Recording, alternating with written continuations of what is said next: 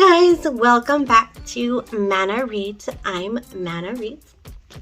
So if you've been following along with the channel, you know we've been reading Heaven's Official Blessing, and we've gotten through the prologue, chapter 1 and chapter 2. So, we find that Zinlan has just, reascended back into heaven, and he's kind of getting his footing again. It's been about 800 years since he was last there. This is his third time ascending, so hopefully, it sticks this time. I don't know what happens if you descend a fourth time. I don't think anybody wants to find out. Anyway, and so he's been sent on a mission given to him by the Heavenly Emperor to kind of figure out what's going on. In the mortal realm, there's been, 17 brides that have gone missing over time. They didn't care about it until the Lord, the local Lord of that area, prayed and, did a bunch of religious services. And so, they kind of paid attention at that time. Heaven, as I stated, is very busy, and they don't really care unless it's a big deal. So, so now they sent someone to investigate, what's happening, like why they're going missing, and, what they need to do to kind of rectify the situation. Zinlan is accompanied by 2 junior martial officials sent by Nan Feng and Mu Ying, or, yeah, we're just going to say it like that. Spoilers, sorry, if you haven't read the books. So we're gonna do things a little bit different today. The channel's still fairly new, so I'm just trying to experiment and see, what works and what doesn't work. And hopefully you can comment down below and let me know which you like better. But we're just gonna get going. We're just gonna go on ahead. So today is Heaven's Official Blessing, Chapter 3.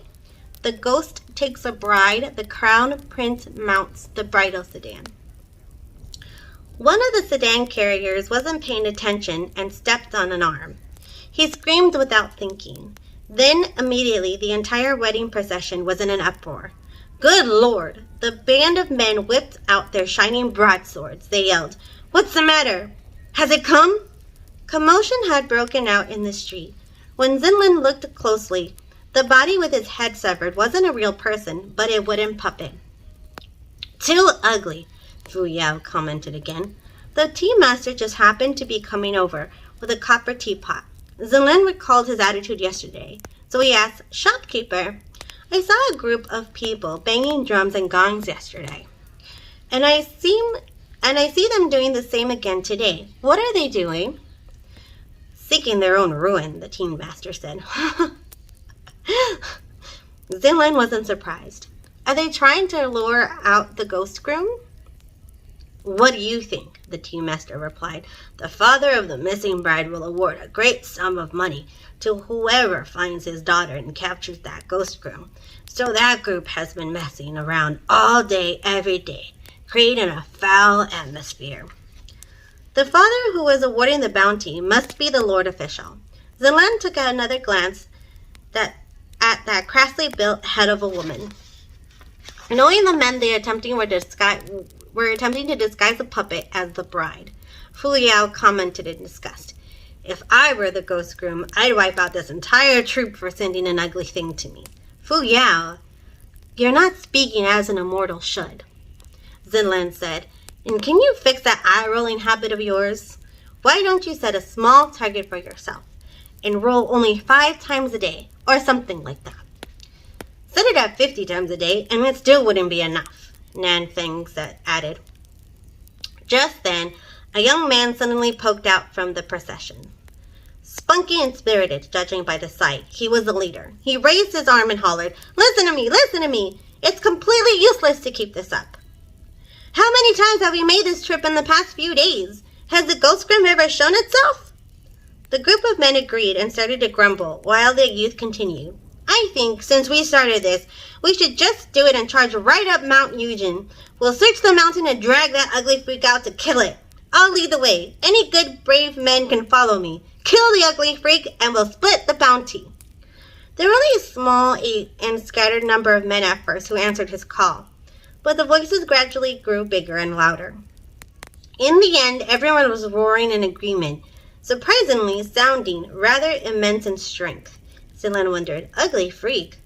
Shopkeeper? What's the ugly freak they're talking about? The tea master replied, apparently the ghost groom is an ugly creature living on Mount Yujin, and because it's so ugly, no woman loves it. That is why it grew hate in his heart and began robbing others of their brides to ruin their happy occasions. The scroll from the Palace of Lindwen didn't record this, Zilan wondered. Is that explanation true? Is it not speculation? Who knows? The tea master replied. Apparently quite a few people have seen it. Its entire face is wrapped in bandages, with savage eyes peering out. It doesn't know how to talk, and can only growl like a wolfhound. The rumors are quite bizarre. Just because its face is wrapped in bandages doesn't mean it's ugly. There's also the possibility that it's so beautiful that it doesn't want others to see, Fu Yao said. The tea master was speechless for a moment. Who knows? Either way, I've never seen it. Right then, a young girl's voice came from the street. Don't listen to him. Don't go. Mount Yujin is a very dangerous place. The one who spoke while hiding at the street corner was the girl who was praying for blessings at the temple of Nanyang last night, Yu Ying. When Zilan saw her face, he could only feel his own aching and subconsciously rubbed his cheek. That youth appeared grim when he saw her, and he shoved her. What's a little woman doing, interrupting when the big men are talking? Yao Ying cowered a little when she was shoved. But then she gathered her courage and said in a small voice, don't listen to him. Whether it's faking a wedding procession or searching the mountain, aren't you all seeking your own deaths by doing something so dangerous? Well, don't you make it sound nice, the youth rebuked. Us guys are putting our lives on the line to exterminate evil for the people. But what about you? Selfish and greedy, refusing to play the role of the fake bride and get on the sedan. You don't have half the courage of people here, but now you're here to obstruct us? What's your scheming? He shoved her with every word, making everyone inside the shop frown at sight. Zilan looked down and unwrapped the bandage from his wrist. As he heard the tea master speak, that Yao Pengao wanted to coax that girl into playing the fake bride before. His words sweet like honey. But the girl refused, so now he changed face. On the street, a group of burly men also exclaimed, Stop standing there blocking our way! Move aside! When Yao Ying saw this, her flat face was flushed bright red, tears rolling in her eyes. Why must you talk like this? That youth Yao Hento continued, Was I wrong? I told you to play the fake bride, and did you not refuse? Yao Ying replied, It's true. I didn't dare do it, but you didn't have to slash my dress. The moment she mentioned this, Yao Pengao instantly jumped as if he stubbed his toe. He pointed at her face and yelled, You ugly freak! Don't slander people around here. Me? Slash your dress? Are you taking me for a blind? Who knows if you didn't do it yourself because you want to flash people, as if anyone would want to see an ugly face like yours, even with a ripped dress. Don't blame this on me. Nan Fen couldn't bear to listen anymore, and the teacup shattered in his hands with a crack. Just as he was about to stand up, however, a white silhouette drifted past. At the same time, Yao Pentao was jumping from a foot high, yelped and fell on his butt on the ground, holding his face while blood dripped from between the cracks of his fingers. No one in the crowd had a chance to see what exactly happened. Before the boy was already sitting on the ground, at first they thought it was Yao Ying who went berserk. Yet when they all looked at her, they couldn't actually see her. A white-clad cultivator had come and shielded her. Zilan tucked his hands in his sleeves. Not bothering to look back, he grinned happily at Yao Ying, bending slightly at the waist to meet her eyes. Miss, I was wondering if I might have the pleasure of inviting you inside for a cup of tea.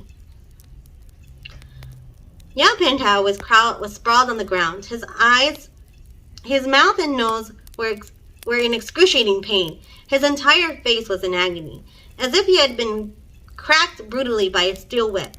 Yet this cultivator clearly didn't carry any weapons, nor did Zhao Pintao see how the man had struck or what he was used to strike. He scrambled to crawl up, then brandished his blade and yelled, "This man used wicked magic!" When the group of burly men behind him heard wicked magic, they all brandished their broadswords. Yet unexpectedly, Nan Fen suddenly struck with his hand from behind, and crack! A pillar snapped and broke. Having witnessed such godly strength, the group of burly men instantly lost color in their faces. Although stricken with fear, Yao Penhao still remained stubborn and shouted at them as he ran away, "I'll concede defeat today! Where did you fellow good men come from? Leave your names, and we'll meet again someday." Nan Feng didn't even care to answer him. But next to him, Fu Yao replied, "Very kind, very kind. This one is from the temple of you." Nan Feng struck out the other hand, and those two began to spar soundlessly. Zinlan wanted to invite the little maiden in to sit for a bit, order some fruit tea or something, yet before he could, she walked off on her own while wiping away tears. He sighed. Watching that retreating back, then he went inside by himself. When he entered the tea shop, the tea master shouted, "Remember to pay for that pillar." When Zinlan sat down, he turned to Nanfeng. "Remember to pay for that pillar." Replied Nanfeng. "Before that, let's focus on proper business," Zinlan said. "Who can lend me some spiritual powers? I need to enter the communication array to verify some information." Nanfeng raised his hand and did two clapped palms as an oath. Counting it as a binding is an extremely simple contract. Thus, Zinlan could finally enter the communication array once more. The moment he entered, he heard Linwen say, Your Highness finally managed to borrow some spiritual powers. Is everything in the north going well? Where are the two junior martial officials who volunteered themselves? Any help?" Zinlan looked up and glanced at the pillar Nanfeng snapped with his palm earlier. Then he glanced at Fu Yao, who was currently resting with his eyes closed, wearing a cold and distant expression. He then replied, "The junior martial officials both have their own values, and they are both talents worth nurturing." Lin Wen chuckled. "Then we must congratulate General Nan Yang and General Mu Yin on your Highness's words. The future of those junior martial officials must be infinite, and they will soon ascend themselves." It wasn't long before Mu Ying's voice surfaced coolly. "He didn't inform me of any outing. So let him be. Either way, I don't know anything." "You really are looking in the communication array all day," Zinlan thought. "Your Highness," Linwen said, "where have you settled? The north is guarded by General Pei. His worshippers are abundant. If your Highness has any need, you can stay temporarily at his temples of Mingyuan." "There's no need for trouble," Zinlan replied. "We didn't find any temple of Mingyuan nearby, so we settled in the temple of Nanyang. A quick question, Linwen, about this ghost groom. Do you have any more information?" "Yes," Linwen replied. "The result of its rank evaluation just processed at my palace. It's a wrath." "A wrath?"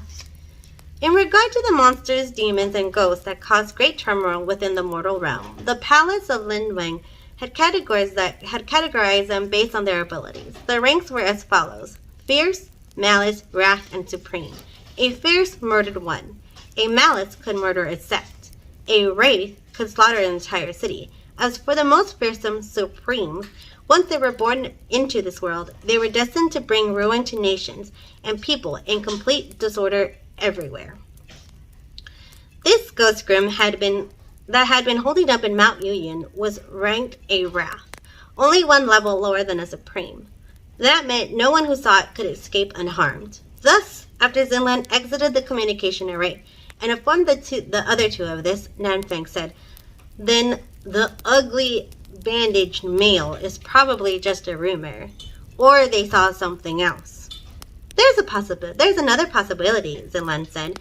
"Like, for example, under certain circumstances, this ghost groom will not or cannot cause harm," Fu Yao said disapprovingly. "The palace of Linweng is so inefficient. Taking this long only to come up with a rank? What's the use?" "At the very least, we have an understanding of the enemy's strength," Zinlan said. "But since this wraith, the ghost Since this is a wraith, the ghost groom's spiritual power must be very strong. And a fake puppet will not be able to deceive it at all. If we want to lure it out, then we can't cast a camouflage spell on the puppets for the wedding procession. And we can't carry weapons either. The most important thing is, the bride must be a living person. We'll just find a woman on the street to use as bait, Fu Yao said. Nanfeng, however, rejected the idea. No. Why not, Fu Yao said. Think they'll be unwilling? Give them a sum of money, and they'll be willing by then. Fu Yao, even if there are women who are willing, it's best if we don't employ this method. Zinlan said, this ghost groom is a wraith. If there are any mishaps, nothing will happen to us. But if the bride is kidnapped, a meek woman won't be able to escape or fight back, so it's certain death for her. If we can't use women, then we have to use men, Fu Yao said. Nanfeng said, where are we going to find a man who's willing to? He then trailed off, and the two gazed over. Zinlan was still sitting there, smiling. Nighttime, the Temple of Nanyang. Zinlan emerged from behind the back of the temple, with his hair down and flowing, looking disheveled. The two standing guard by the temple entrance looked, and Nanfeng swore, fuck, right on the spot before charging out. Zinlan was speechless for a moment, then said, was that necessary? No matter who looked, they could tell with one glance that this was a handsome man with gentle brows. But this was precisely the reason why many would be unable to stand the image of a perfectly good, handsome man wearing a woman's wedding dress. Nanfeng, for example, couldn't bear it at all, which is why his reaction was so extreme. Zinlan saw Fu Yao, who was still standing there, scanning him up and down with a complicated look. He asked, is there anything you wish to say?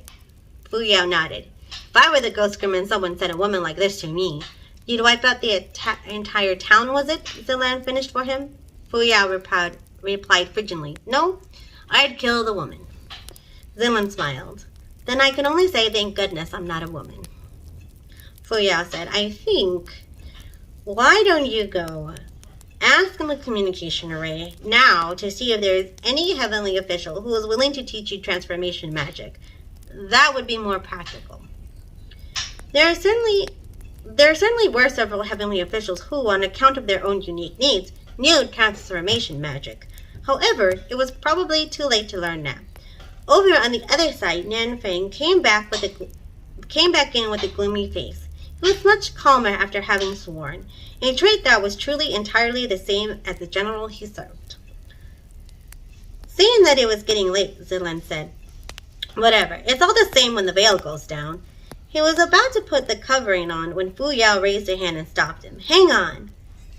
You don't know how that ghost groom harms people. If he raises the veil and feels deceived, wouldn't that just provoke unnecessary trouble? Rage is unpredictable, and events can take unexpected turns. Zinlan thought that made sense, but when he took a step, he heard a rip. The wedding dress Fu Yao got him really didn't fit that well. A woman's form was much daintier. After he put on the dress, while the waist was surprisingly just fine, he was severely restricted in raising his arms and lifting his feet. When the movement was too wide, the robes ripped. Just as he was looking everywhere to see where the fabric was torn, a voice came from the entrance of the temple. Excuse me? The three looked to the source of the sound and saw Yao Ying holding a properly folded white robe in her hands while standing at the entrance of the temple. She was watching them with trepidation. I remember it was here when I met you, so I wanted to come over to see if I'd run into you again. Yao Ying said, I've washed these clothes. I'll put them here. Thanks so much for yesterday and today. Zinlan was just going to smile in response when he suddenly remembered his own appearance and decided it was best if he didn't speak to scared people. Yet unexpectedly, not only was Yao Ying not frightened, she took another step forward.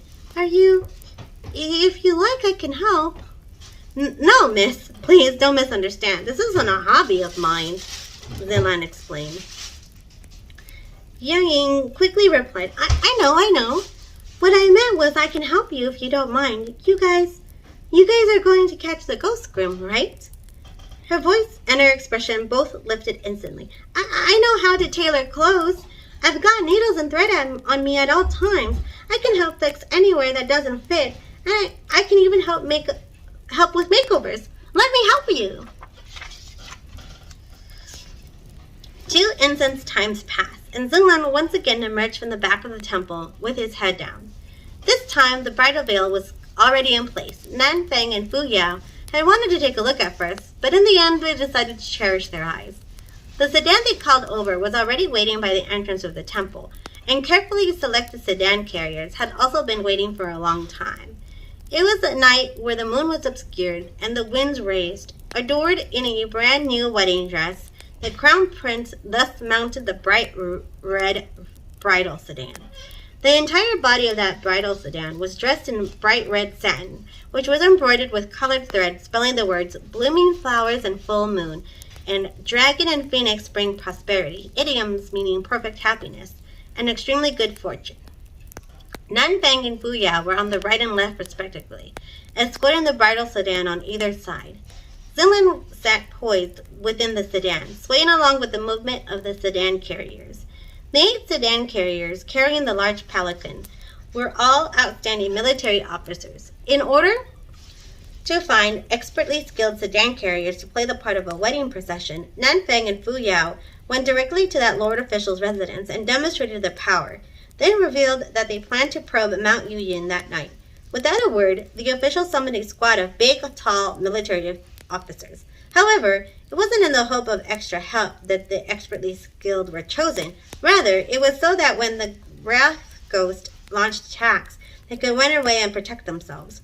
But in truth, it was actually those 8 military officers who were secretly looking down on them. They were the top, #1 experts at the government office, and the leaders of outstanding heroes wherever they went. Yet, those 2 pretty boys were riding over their heads and ordered them to be sedan carriers. It wouldn't be wrong to say they were quite upset. The master's orders had to be followed, so they forcefully suppressed the disdain in their hearts. Nonetheless, it was difficult to avoid the frustration flaring up, so every so often they purposely jerk their legs or shake their hands, making the sedan ride quite bumpy. Others may not be able to tell, but if the one sitting inside the sedan was just a bit weaker and more delicate, they probably would have puked their guts out. The sedan bumped and bumped, and sure enough, they heard Xinglan inside the sedan let out a low sigh.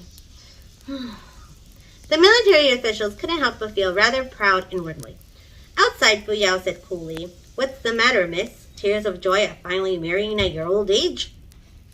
Indeed, when the bride left home for the first time, many teared up and wept in the bridal sedan.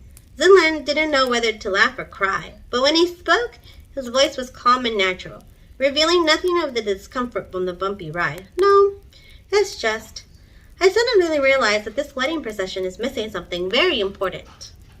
"Missing what?" Nanfeng said. "We prepared all that we need." Xinglan smiled. 2 accompanying maids. The 2 outside exchanged a look, then they both shuddered violently, seeming to have imagined something. Fu Yao replied, "Just pretend that the family's poor, and that there's no money to buy maids, and deal with it." "All right," Xinglan said. When the sedan carrying military officials heard all this gag, they couldn't help but chuckle. With this, the displeasure did indeed disperse quite a bit, and a bit more camaraderie developed, making the sedan much steadier. Thus, Xinglan leaned down into a proper sitting position and closed his eyes to rest his mind. Unexpectedly, not long after, a child's laughter abruptly sounded in his ears. The laughter rippled across the mountain, ethereal and peculiar. However, the bridal sedan neither paused nor stopped, continuing steadily on its way. Not even Nanfeng or Fu Yao made a noise, seeming not have noticed anything amiss. Xinglan opened his eyes and called in a low voice, "Nanfeng, Fu Yao." From the other side of the bridal sedan, Nanfeng answered, "What is it?" "Something's come," Xinglan replied. By that time, this wedding procession had gradually entered the deeper parts of Mount Yuyin. Quiet blanketed the wilderness. and the creaking of the wooden sedan, the crackling of broken leaves and branches when stepped on, the breathing of the sedan carriers, all seemed to sound louder in the silence. And that child's laughter still hadn't died. It was something distant, as if it came from deeper within the woods, and sometimes close, as if it was leaning over the edge of the sedan. Nanfang grew serious. "I don't hear anything." Fu Yao also said coldly, "Me either." In that case, it was even more impossible for the sedan carriers to have heard anything. "That means it's purposely letting only me hear," Zilan said. The 8 military officers considered themselves experts in martial arts, and also felt that there was no pattern to the ghost groom taking brides, so they were confident they would go home empty-handed tonight and weren't frightened in the least. Yet for some reason, the 40-some military officers from before who mysteriously went missing, delivering the bride, suddenly came to mind, and cold sweat appeared on some of their foreheads. Zinlin sensed that some had stalled in their steps and said, "Don't stop. Pretend nothing's the matter." Nanfang waved, gesturing for them to keep going. Zilan then said, "It's singing." "What's it singing?" Fu Yao asked.